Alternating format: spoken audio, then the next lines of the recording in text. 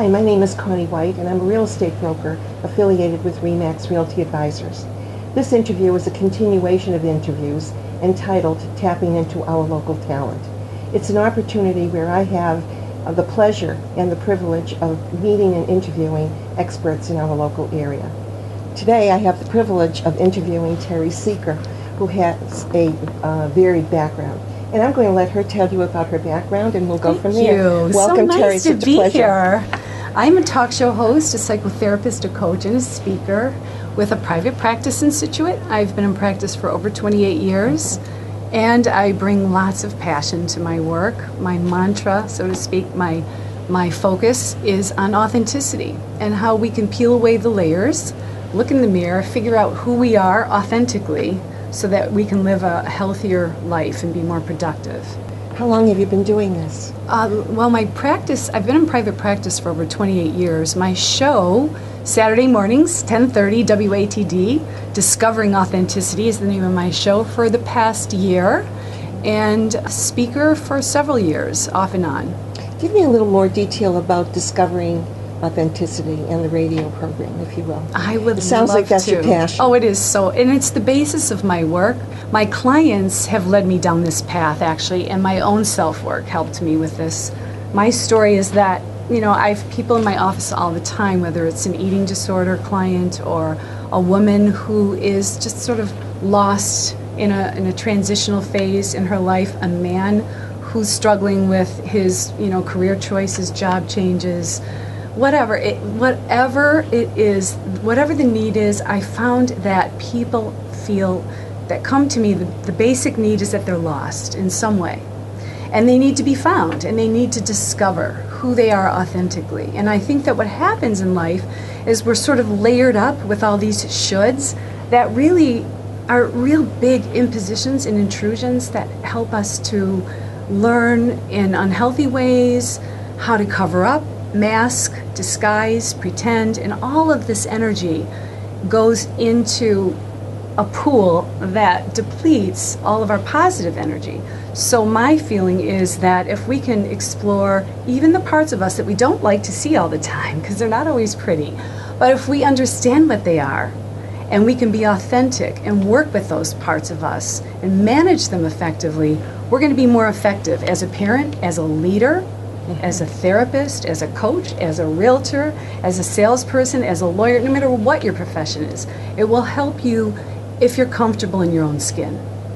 So that's kind of where it comes from, and I think my own self-work really helped me to understand that, because I think challenges are opportunities for authentic growth and change, and that's what my work is based on. I think that's what makes my work unique, is that, you know, instead of taking a negative approach to challenges and struggles and pain, I take a positive approach. I think people need to embrace that as a way to look at themselves differently and gain some insights that will open up new doors, and inevitably it does, if they're willing to do the work. Did you have challenges along your own journey that led you to this? Yes, all the time. I mean, I think it's an evolving process for all of us all the time, every day. And my radio show we talk about this all the time, my guests and myself. It's like there's challenges every day that we're presented with. It's what we do with it. How do we get tangled up in this fear? How do we end up, what do we do when we're struggling? Right now I'm on camera. I'm a little intimidated by that. I feel a little bit nervous, but you know what? I'm going to work with that in the best way that I can to get my message across and to be and to project who I really am, instead of trying to rehearse all of this, which don't think I have my notes here. We all know that. But the point is I think we have to come to terms with who we are, and we're all scared in different ways. We all have our weaknesses. We make mistakes, but instead of beating ourselves up, it's time to embrace these parts of us, know how to work with all of these parts of us, how they interact, what our relationship is to our emotional self, and remember that when we're born into this world, we're born with greatness and lots of talents and strengths. It's all the layers that accumulate, that build up, and the messages that we get that help us to get lost. So all we have to do is sort of untangle the web, peel away the layers, figure it out, and we can live a lot more healthy, joyful life. Share with me a story about one of your situations or something that happened in your either in your practice or in dealing with your radio show or speaking or coaching where you felt that you really impacted someone?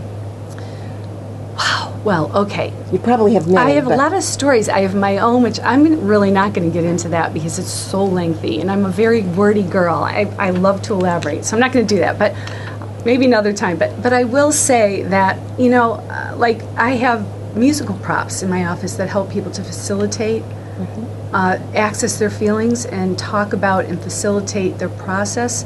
So, for instance, I had a woman in my office who saw my violin on the shelf. And I said, "What is it about this violin that makes you so hesitant to just pick it up?" "Well, it's so fragile," she said.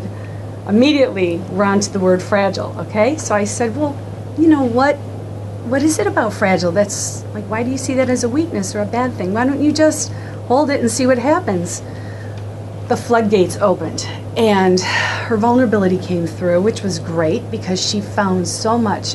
She discovered so much about herself, as we all do, through accessing her vulnerability and her fragility. And what did the violin represent for her? It represented a child that she miscarried, and the fragility that she felt, and why she couldn't cradle. When you hold a violin, you have to, cradle it. So there were all these associations, and it opened the floodgates, which was beautiful because she just uncovered, revealed, and discovered. Those are my key words. So much about her authentic self, and it was freeing for her. It was empowering, and we just did some phenomenal work together. Wow, what an impact! Yeah, How exciting! It was very. You know what I always say? I'm privileged to be a witness and part of people's journey, and that's how I feel. What else would you like the audience to know about you, Teri? I guess I never check my bags at the door. Like, I am who I am. I believe it's so important to bring my own personality, my own self to the door, and so when I close my office door or am in a conversation, doing a speaking engagement, my show, my talk radio show, I always feel if I don't bring myself to that experience, people won't connect with me. It won't be real. It won't resonate. So I think that, and I think the message I want to leave people with is always bring yourself to the door. Never close the door and leave yourself behind, whether it's at work, whether you're as a parent with your kids. Be open to learning. Be open to learning about your mistakes. Be open to acknowledging those. Be open to being curious and connecting with your world and to all the greatness that you bring. Excellent. Thank you, Teri. You're so welcome. How can our audience reach you if they would like to? My phone number, and please call directly. That's great. I'd love to talk with you in person. 781-561-5264 is my office and private practice number. My website, www.terisica, TERISICA, and I'm on Facebook, I'm on Twitter, I'm on WATD, the webpage, which is 959fm.com. Teri, it's been a pleasure. Really enjoyed this. Same here. Thank you so much. Thank you.